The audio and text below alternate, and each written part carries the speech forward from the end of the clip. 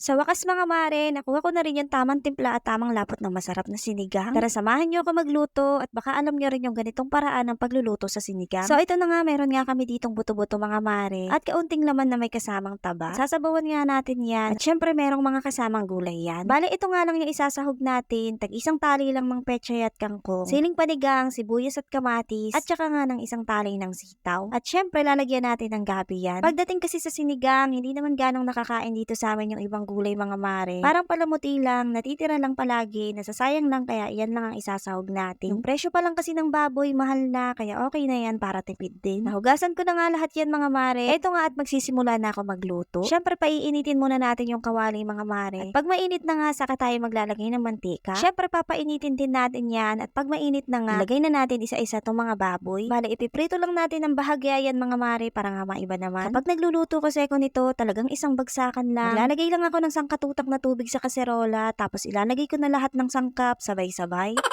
Kaya ngayon itatry ko nga munang ipirito bago ko sabawan. Habang nagpipirito naman ako, nagsaing na rin ako ng sinaing para nga pagluto ng ulam, luto na rin yung kanin. Medyo naiinip na nga ako ng mga oras na yan, kaya inilagay ko na nga rin tong 3 buto na natira. Tatagalan kasi ako sa pagpipirito, kaya naman pala napakahina nung apoy ko.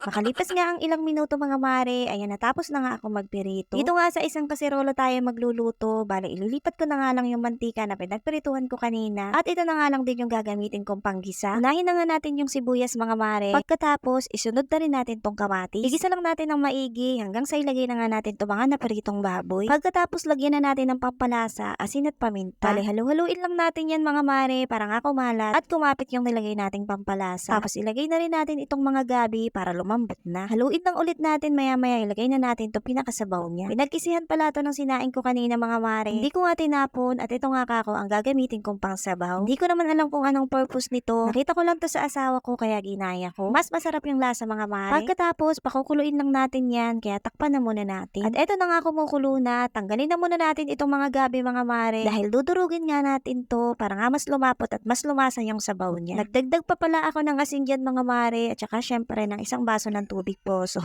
Pag kumulo na ulit, ilagay na natin tong sinigang mix mga mare. Sabay na rin natin itong nadurog nating gabi. Matagal na ako nagluluto ng sinigang mga mare, kahit minsan nga ay hindi ko naisipan durugin to. Ito pala yung sekreto na magpapalapot at magpapalasa ng masarap na sinigang. Tapos yung pinagkisihan pa ng bigas yung isinibaw natin. Kaya talaga namang masarap yan. Pakukuluin lang ulit natin yan mga mare. Isabay na rin pala natin tong mga sitaw. Pagkatapos takpan na muna natin. Ayan at kumukulo na nga, ilagay na natin tong pechay at kangkong. Saglit na kulo na lang yan, pwede na yan. At ito na nga mga mare, tara kain tayo. Grabe, lasang-lasa yung gabi mga mare. Tamang-tama yung lasa. Napakasarap lalo na nga yung sabaw. Kaya itry nyo na rin to mga mare. Yun lang. Maraming salamat. Bye!